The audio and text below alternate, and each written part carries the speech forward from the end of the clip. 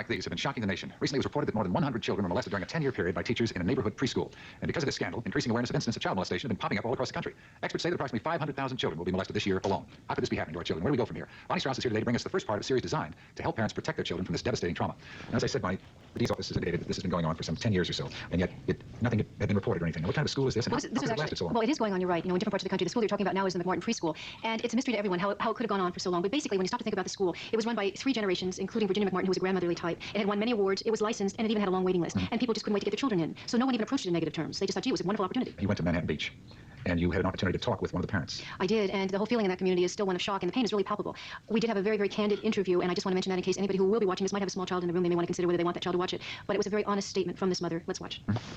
Manhattan Beach is a cozy Southern California beach town with idyllically situated oceanfront homes and crisp, clean storefronts. There's a comfortable affluence here and a real feeling of community. The mothers who gather in a local park all know each other, and many families have been here for generations. For 30 years, they've sent their children to the Mcmartin Preschool, a family-run business whose matriarch, 76-year-old Virginia Mcmartin, seemed like every child's second grandmother.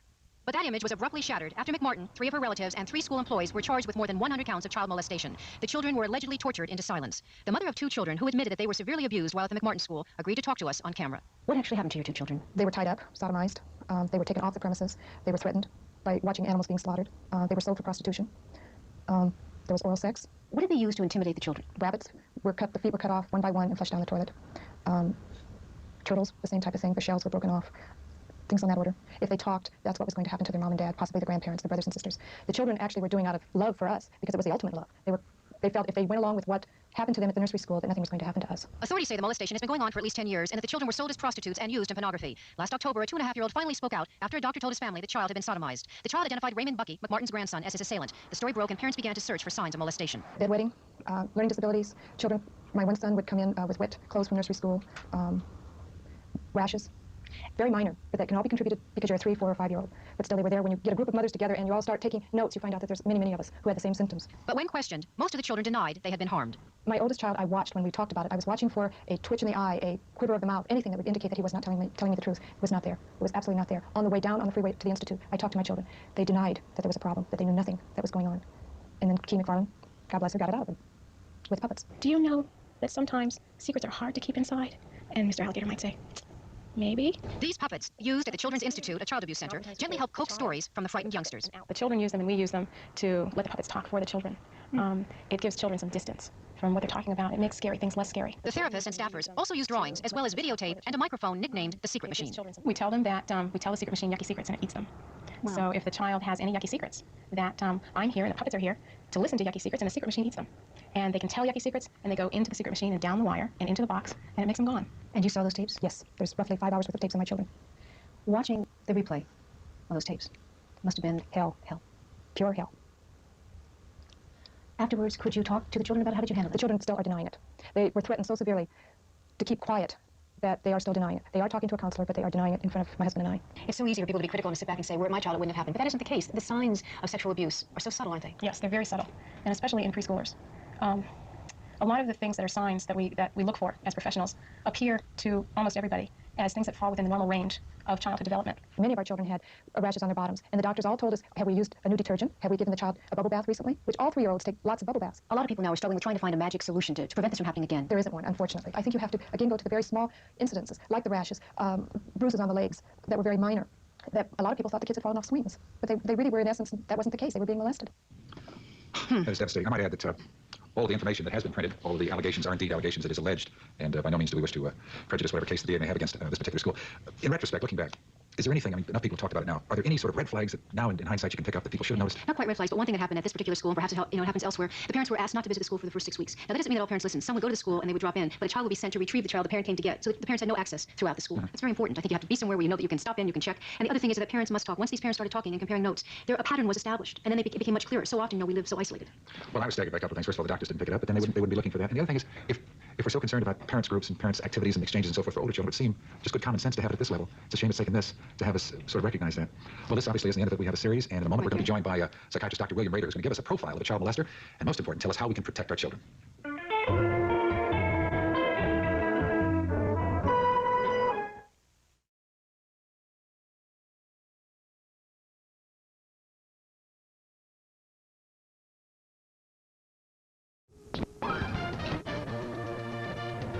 I remember being tied up to a pole with this girl named Emily. There was an explosion of daycare sex abuse scandals like the Kelly Michaels case in the last decade. I remember playing the Naked Lady game. The most notorious, perhaps the one that ignited them all, happened at the Mcmartin Preschool in Manhattan Beach, California. Someone killed a horse? Yeah. Where? That was on a farm. That was part of the part of the scare tactics. You know, this could happen to your mom and dad if you tell about anything that's happened. And who killed the horse? Ray, Bucky. It began 10 years ago with a single accusation of child abuse against one teacher, Raymond Bucky. I have a daughter who has massive evidence of being raped and being sodomized. But it quickly grew. More than 100 counts of trial with 208 counts. Until there were 7 defendants. More than 300 charges. And hundreds of charges. I think adults have had a lot of influence on the children. Raymond Bucky, his sister Peggy Ann, their mother Peggy Mcmartin Bucky, grandmother Virginia Mcmartin, and 3 teachers were all charged with sexually abusing 18 children at the Mcmartin Preschool. It was a prestigious school in the area. It had a waiting list. And Kevin Cody, publisher of a local newspaper, Virginia Mcmartin was the Manhattan Beach Woman of the Year 2 or 3 years prior to the investigations. witnessed the wave of sex abuse charges that washed over the entire beach community. Do you know, altogether, including McMartin, how many schools in this area closed because of allegations of child abuse? 7. And was anyone ever convicted? No. All right, we are ready for the jury. Raymond Bucky and his mother Peggy were the only Mcmartin defendants to stand trial. As to counts 3, On January 18, 1990, count 9, count 12, after 124 witnesses, count 14, 1,000 pieces of evidence, count 56, count 57, and $15 million of taxpayers' money, 59. the longest and most expensive criminal trial in U.S. history came to an end. We, the jury, in the above entitled action, find the very defendant not guilty. This is all that's left of the Mcmartin Preschool. It was torn down in 1990. The children, the 3, 4, and 5-year-olds who said they were molested, are teenagers now. The defendants, Ray Bucky and his family, lost their home and moved to a town just south of here. It's all over, and yet it's not. Are you still angry? Yeah, I'm still angry. I don't make it a part of my life, you know, to dwell on that and say, you know, I gotta somehow get my revenge, but I'm angry, you know, very angry. It shouldn't go on. That kind of stuff should not go on. It shouldn't happen. I want people to know that it did go on and that it still does and it probably still will go on. Brian Stafford was one of the star witnesses against Ray Bucky. It mattered to me, of course, what the jury said, but I knew in my heart that no matter what they said, I knew my story and I knew the truth. At one point, he spent 16 days on the witness stand. I really expected a guilty verdict and I was pretty upset, yeah. I think we all were. Probably the most, not horrifying, but most vivid anger that I have is these older people taking advantage sexually of small kids. It's strange, it's upsetting, and that really got on my nerves. I had a hard time dealing with that. Seen it happen to someone else? So having it happen to me, having them, you know, take advantage of me sexually as a small child, it really just kind of shocked me, but I knew it happened. She looked so little. She's so little, and I don't know how anybody could hurt such a little kid. Mary Mae Chiappi's daughter, Elizabeth, was 3 when she attended the Mcmartin Preschool. She's 13 now. What's the Naked Lady game? I don't really remember what we did. I just remember that that's what it was called and that we would all be naked and the girls and boys would stand in lines and they'd take pictures of us while we were on stage. And I remember tunnels. They were kind of like a subway tunnel, but it was a long, like a circular tunnel, and there were lamps, like the oil lamps, every so often, and it was a dark tunnel, and there were pictures of the devil on the wall. And the tunnel went right on across, all the way over to this wall. The kids talked about passageways under the school and rooms under the school. Jackie McGauley says her daughter was also abused at Mcmartin and also mentioned tunnels. The tunnel went in like this. 10 years later, she and a private investigator are still digging for proof. We were probing all over the school trying to find some evidence of tunnels, and it was like finding a needle in a haystack, really. In 1985, the district attorney looked for tunnels at the site but found no sign of them. And why do you think that you were able to find something that the prosecutors couldn't find? The tunnels were actually under the school building. Prosecutors came in about 2 or 3 days and lifted tile, and they didn't see any indication that there was any break in the floor, and that's all they did. This was the wall, the west wall. After the acquittals, Ted Gunderson helped Jackie McGauley The back hole went straight down to lead an excavation at the Mcmartin site. They say the dig revealed that tunnels once existed under the school. It was about almost a 50-foot tunnel. When you found these tunnels, they weren't actual tunnels. They weren't intact at the time. They've been filled. How were they filled? We never could figure out how they were filled, but I know it was done very professionally. There's artificial fill here. It's foreign to the other soil. That's in the native soil that's in this area. And what do you think that tunnel was used for? Well, the children said that they were taken down into the tunnel and brought up into this triplex next door, and then they were placed in cars and taken out into the communities and prostituted. Does that seem possible to you? I would say it's possible. We found the tunnels. At the McGauley home, more reminders of the Mcmartin nightmare. Where did these come from? Playard. These were toys that were actually in the playard? Is that hard, though, for your daughter to see parts of that school in her own backyard? Well, she lived on the school pretty much for a month while we were doing the project, so like I said before, I think we worked through all of that. We had to sleep down there at night with the kids. This is the sign from the school? Where is that now? We've got it in storage. What's the significance of holding on to all of this? A lot of kids were called liars. A lot of kids don't feel like they can hold their heads up. They don't feel like they can talk about what happened and deal with their problems. There's a lot of problems associated with what happened at the school. I don't care about the trial. I don't care about the defendants. I do care about the kids. What good does this do, though? To hold on to the sign, what good does it do to hold on to the sign? It's just there. I'm not really holding on to it. Just as there are families with strong feelings about the Mcmartin case, there are those with serious doubts. There's no case. The case should never have gone to trial. Newspaperman Cody covered the Mcmartin trial and says the real culprits in the case were the social workers that investigated the early Mcmartin complaints. In my opinion, the therapist led the kids into making these false disclosures. Do you think those kids were abused? There was no evidence presented, to my mind, that kids were abused. I mean, I don't know how many times over the years I've thought, well, maybe they really did. Maybe they did brainwash our kids, and this is all just a bunch of baloney, and we'll just wake up from this bad dream.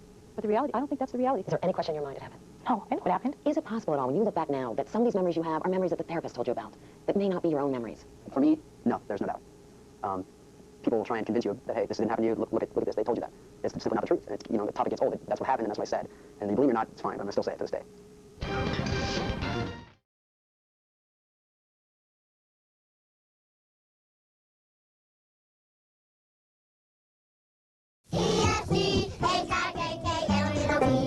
The Mcmartin Preschool in Manhattan Beach, California. The scene, it is alleged, of one of the biggest and most bizarre cases of sexual abuse of children in anyone's memory.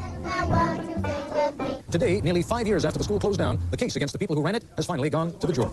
Good evening, I'm Ted Koppel, and this is Nightline. It's the longest and most expensive criminal trial in U.S. history, and almost since the beginning there have been suggestions that it never needed to take place. That's our story tonight. This is ABC News Nightline. Reporting from Washington, Ted Koppel. It may be, when all is said and done, when the jury in the Mcmartin preschool case has sifted through the more than 50,000 pages of trial transcripts, it may be that there will be one or more findings of guilt. It may be, in other words, that the legal process produces the conclusion that some little children actually were sexually abused. But it is doubtful that anyone will conclude that the way this trial was handled and covered by the media reflects much credit on either U.S. journalism or the U.S. legal system. Innocent people have had their reputations smeared and their lives turned upside down. Very young children who may or may not have been sexually abused have certainly been traumatized by endless hours of relentless examination and cross-examination in pretrial and courtroom hearings. Whatever else will be said about the Mcmartin case, it will never be cited as a proud example of our criminal justice system. Here's the background from Nightline correspondent James Walker. This is the Mcmartin preschool where the sexual abuse allegedly took place. These pictures were taken in January 1984, just days before the school was closed. It is located in an upper middle-class suburb of Los Angeles called Manhattan Beach.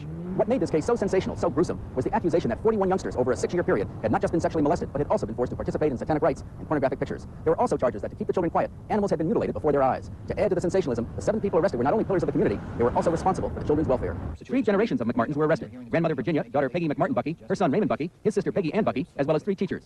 After arraignment in April 1984, the prosecutor said the defendants were so dangerous they should be jailed without bail. 5 of them were. The parents of the children were incensed. I want them out of society forever. They should never, ever be allowed to be with other children or anybody else, for that matter. The defendants faced more than 300 counts of sodomy, rape, and oral copulation. The evidence of abuse was largely developed by social worker Key McFarland, who used puppets to get the children who were between the ages of 2 and 6 to reveal what had happened. Babette Spittler was one of the defendants. A teacher at the school, she was charged with molestation and jailed for 2.5 months before the charges were dropped. She says McFarland brainwashed the children. She had no proof of anything when she interviewed any of those kids. But she didn't assume that anybody was innocent. She assumed we were all guilty. But the children in the interviews said that they had been... Do they really? Or are the puppets saying something happened after they've been questioned and questioned and questioned? They met with me for an hour, and they were gone, out of my life and I out of theirs. The concept that somehow magically this could have turned them into children who came to believe that they were raped and sodomized is an incredible one to me. In June 1984, the preliminary hearing began. Its purpose, to decide if enough evidence existed to bring the 7 to trial. 41 children were supposed to testify. 13 did, in what one defense lawyer described as a relentless grinding of their testimony. This couple's 6-year-old daughter testified for 4 difficult days. Just the courtroom setting itself, they say, bothered their child. The courtroom is a very intimidating place, and when the child's in there, they see 7 defendants, 7 attorneys, which adds up to 14 bad guys in their eyes, and maybe 2 people on their side plus a parent. That's very imbalanced and frightening for the child to see that. Anytime a child testifies as to molestation, it's exceedingly emotional and damaging evidence. You're just going to have to give it full swing, free cross-examination. The preliminary hearing, which lasted 18 months, ended with a stunning development. While Raymond Bucky and his mother were held for trial, charges against the other 5 were dropped for lack of evidence. The second shocker came days later when 2 members of the prosecution asked to be taken off the case. Glenn Stevens claimed there was no evidence. He later sold his story to a Hollywood producer. In April 1987, 4 years after the first accusations of child abuse, the trial began. Ray Bucky pleaded not guilty to 81 counts of child molesting, his mother to 21 counts. In February 1989, after spending 5 years in jail, Ray Bucky was released on bail. 9 children testified at the trial. For some, it was their 6th description of the alleged abuse. 4 other children declined. Their parents felt they were too fragile to go on. Throughout it all, the Buckys remained adamant about their innocence. Did you ever molest any of those children? Never. Through when I'm very nervous, I probably said some things that are not quite correct, and I'll grant it and I'll admit that. Including Mr. Bucky, whether or not you molested children in this case? No, Mr. Wood, I know that I did not molest children ever in my life. The trial has become a marathon. It's cost so far over $15 million, the most expensive criminal court case in U.S. history. It's generated over 50,000 pages of transcripts and over 1,000 pieces of evidence. 124 witnesses have testified. Why has it gone on for so long? Defense attorneys say the case has been out of control from the start. From the moment the prosecution filed over 300 counts against 7 defendants. I think you have to view the nature of the case as pled by the district attorney. It's gigantic. It's completely unwieldy. No one knows how to deal with a case of this size. Because of that, the length of the case is dragged on and dragged on. The parents of the McMartin children who testified blame the defense for the delays. For example, in 1985, during the preliminary hearing, 10-year-old Brian spent 16 days on the witness stand, 15 and a half being grilled by the defense. In 1988, during the trial, Brian spent 6 days on the stand, 5 and a half taken up by the defense. A jury of 12 men and women will now decide the innocence of Ray Bucky and his mother. They will have to sort out difficult questions, such as how, for example, the children's compelling story of abuse could go on for so long without anyone noticing. But beyond what happens to the Buckys, this case has also turned into a trial of the legal system itself, of the rights of defendants to a fair trial at the expense of children who have been repeatedly questioned and badgered about sexually intimate details in a case that has gone on now for 6 years. I'm James Walker for Nightline in Los Angeles. When we come back, we'll talk with the dean of the California Law School. He has been following the Mcmartin case for most of the past 6 years. We'll be talking with a Los Angeles television critic who accuses the media of what he calls knee-jerk hip shooting in covering the story, and with a former prosecutor of child abuse cases who now trains others in how to deal with the issue. Gerald Ullman is dean of the Santa Clara Law School in Santa Clara, California. A former federal prosecutor, he's been closely following the Mcmartin case since it began. He's with us now from our affiliate, KGO's bureau in San Jose, California. Joining us in our Los Angeles bureau is Howard Rosenberg, television critic for the Los Angeles Times. Mr. Rosenberg has been outspoken in expressing his concern over media coverage of the Mcmartin case. And with us from Richmond, Virginia, is Jim Peters. As a prosecuting attorney in Washington State, he dealt with more than 30 child abuse cases. He is now senior attorney at the National Center for Prosecution of Child Abuse. Howard, because I would like to begin with this in the macro sense, the broadest possible sense, let's talk about mass media coverage of the case. What's wrong with it? Well, I think, the media, when confronted by a preponderance of information about a suspect from one side, frequently tends to do more than just report the information. They tend to very quickly become converts. And I think that's really what happened in the Mcmartin case in the early days. There was like this hysterical atmosphere, I think, that really the media contributed to. A lot of it was on local newscasts out here. Some of it even on the network, on a 2020 segment, for example, that I can recall. The segment just all but indicted these people and almost convicted them and hanged them ahead of time, even before the trial. It was appalling. They threw in a couple of allegedlys, but it hardly balanced the kind of accusatory tone of the reporting. By the time the piece was over, saying these people were allegedly guilty had about the same kind of impact as saying that Dr. Mengele was an alleged war criminal. It just wasn't balanced out. Mr. Roman, for some reason or another, the jury in this case was never sequestered. That is, it was, again, always able, if it wanted to watch television, listen to the radio. For all we know, even now they're not sequestered. They could be watching this program tonight. Isn't it inevitable that the kind of coverage in this case is going to have an impact on a jury? I think that's quite likely, but I don't see how you could sequester a jury for 2.5 years and isolate them from their family and friends and associates. The burdens on this jury are just incredible in terms of having their lives turned upside down for 2.5 years. I think that is beyond what we should ask any jury to endure. But you were suggesting that somehow one could have known at the very beginning of this trial that it was going to run longer than any trial in the history of U.S. criminal proceedings. I think this was all foreseeable right from the beginning. And because? Because the case was overcharged, plain and simple. And I think it was done deliberately for political reasons to advance the political career of the prosecutor who initiated this case. When you say overcharged, what do you mean? I mean that to take any case and charge 300 counts, 42 victims, and put it all into one case is just more than the system can digest. It's just biting off more than the system can chew. The case could have been broken up into smaller parts.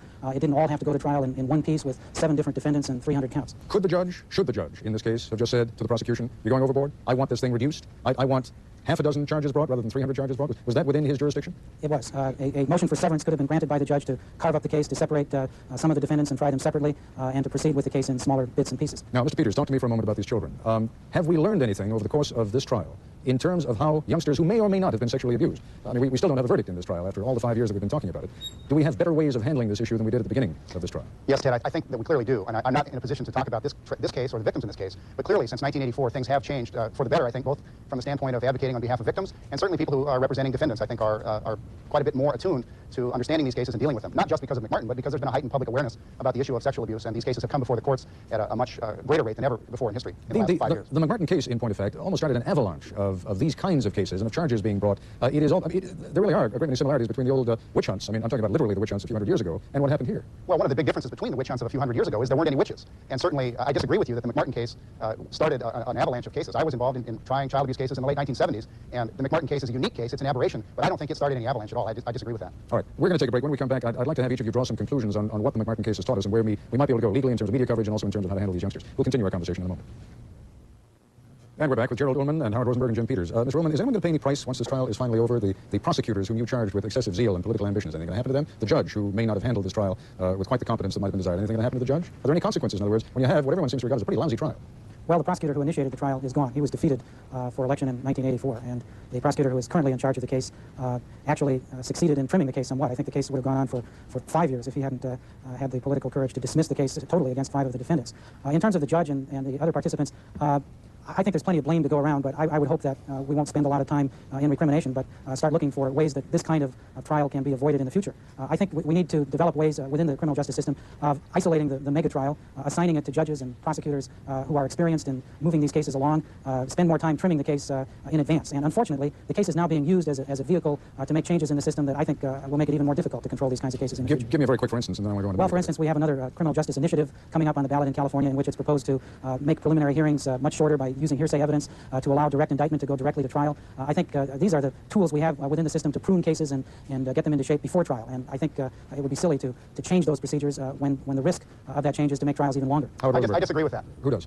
That's Jim Peters. Go ahead, Jim. I disagree with the thought that by allowing for direct indictment, it's going to make for longer trials. I came from a state, Washington, where direct indictment occurs every day, and having prosecuted many child abuse cases in that state from 1977 through 1987, I never did a case that lasted longer than 3 weeks. Explain very quickly what is meant by direct indictment. That is where the prosecutor makes a determination that he or she believes there is probable cause, takes it before a judge with an affidavit setting forth that probable cause, and instead of engaging in a lengthy preliminary hearing, as occurred in the Mcmartin case, I understand it lasted 18 months, that finding is made by a judge in a much more simplified manner and cuts down, as a matter of fact, on the length of proceedings, not lengthens it. I'd ask you to consider what would have happened if Mcmartin had gone directly to trial on an indictment, on 300 counts, 42 victims, 7 defendants. The case would be half over at this point. 5 innocent people would have been subjected to a 4 or 5 year trial. At least the preliminary hearing in this case succeeded in culling out a lot of the charges that were surrounded. Well, sir, neither you nor I know whether those 5 people were innocent. The judge at the preliminary hearing who heard the evidence bound them over for trial. It was the prosecutor, the new prosecutor in Los Angeles, who made the determination not to proceed. We don't, either one of us, know whether they are guilty or innocent.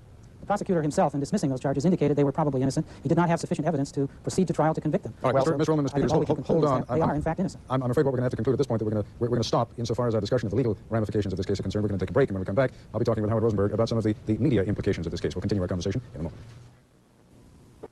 And continuing our conversation now with Howard Rosenberg of the Los Angeles Times, let's pick up on Mr. Ullman's characterization of the politically ambitious prosecutors. What would you have had, most particularly the local media in Los Angeles, do, when quite clearly there's a lot of oil being thrown on the fire every day here? You want them to keep saying, well, it's just being thrown on the fire by politically ambitious prosecutors?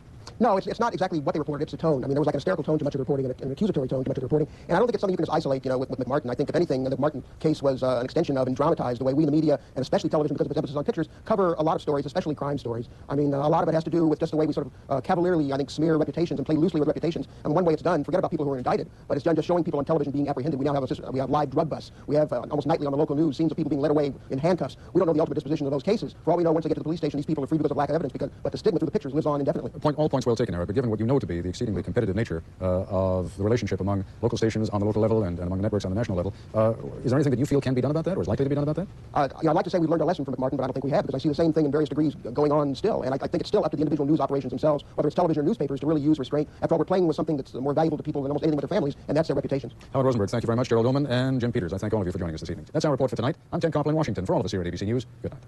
This has been Nightline. This has been a presentation of ABC News.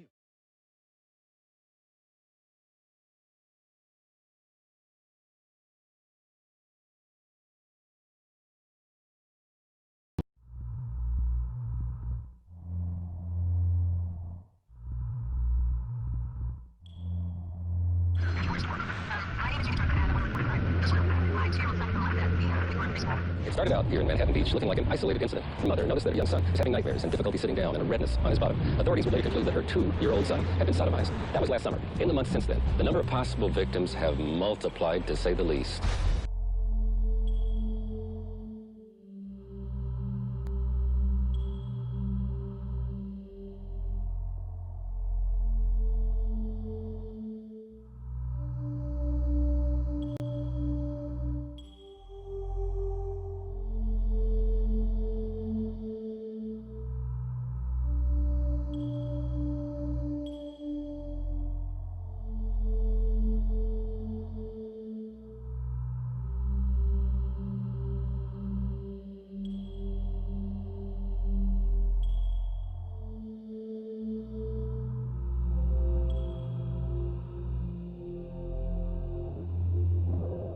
Tonight, Virginia Mcmartin is in jail, along with some of her relatives and former teachers. I think they were questioned by the older people and totally honest their kids. So you think you're just being trained, huh? You're darn I think they're being trained. I don't think that I know it. To obtain their silence, these people told the children that their parents would be harmed. And in order to back up that threat, small animals were actually slaughtered in the children's presence in order to frighten them into submission. The psychological trauma that will result from having these people back out on the street, people who threaten the children's lives, is immense, as I'm sure you can imagine. I think it is abundantly clear that the horrors of what we have learned today, of what has occurred at that nursery school, has affected an entire generation of children. They were physical, aggressive, harmful acts. I did see a reference to a large knife being drawn across the chest of one child, burying one child in a standing area up to the chest, who had gotten himself out by digging himself out with his arms. The administration of drugs, threats to kill, generally the placement of sharp foreign objects into vaginal areas. I believe turtles and rabbits being observed bleeding and then dying thereafter.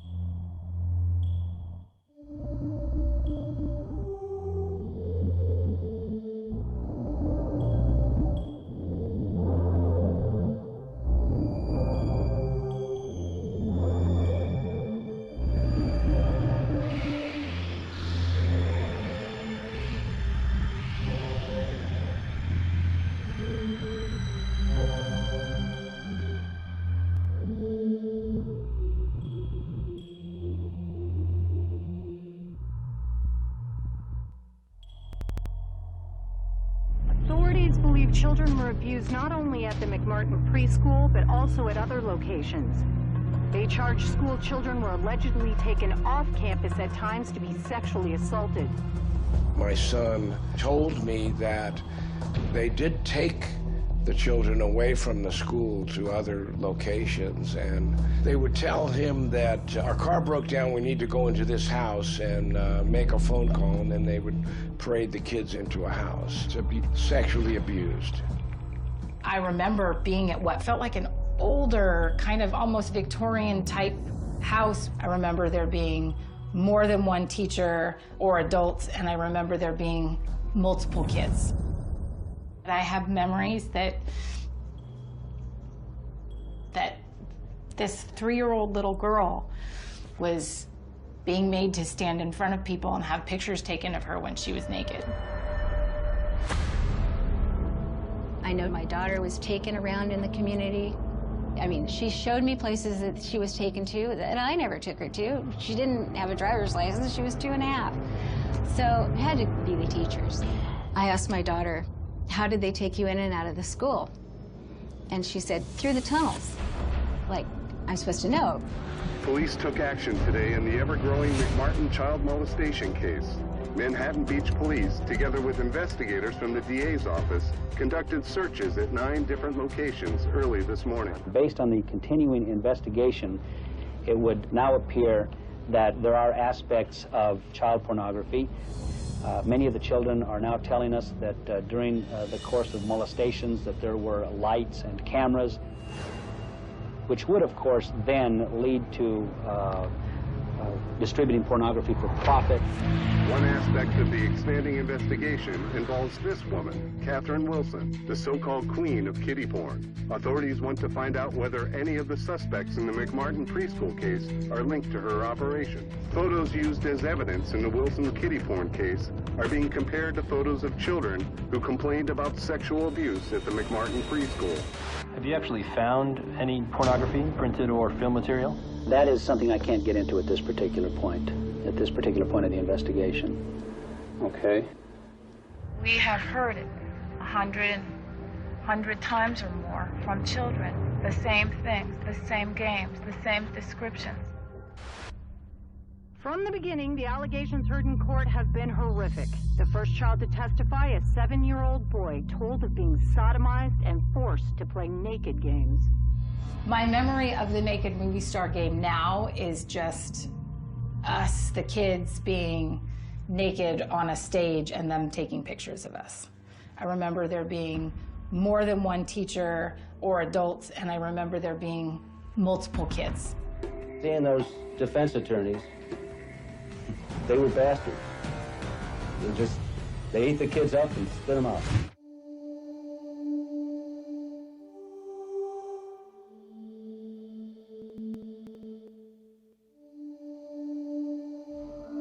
What we're left with at this point is that for 5 of the 7 defendants in the Mcmartin case, the evidence is so slim that it does not go beyond the mere accusation. Come on, baby. Excuse us, folks, please. Facility be out. I think Ira Reiner's chicken. Right. The message that's being sent to child molesters is that if there are children that are 2, 3, 4, or 5 years old, that there's absolutely no reprisals that will be brought against those pedophiles or child molesters. Those kids are fair game. I'm really mad, but I'm gonna have to live with it. Do you have any fear that he might ever bother you again? No, not me, but I'm afraid he'll hurt other children. It's possible that these children were molested, and it may not have been proven that the defendants were the cause, or if someone else was. Whether I believe he did it and whether it was proven are very different. The parents have to live with this, and there's nothing that I can say or anyone else can say to make them feel better. We did the best job we could do with the information that was given to us. One child sat on the stand for 15 days being racked and abused by a defense attorney, and what did he get? Not guilty. So why should you tell?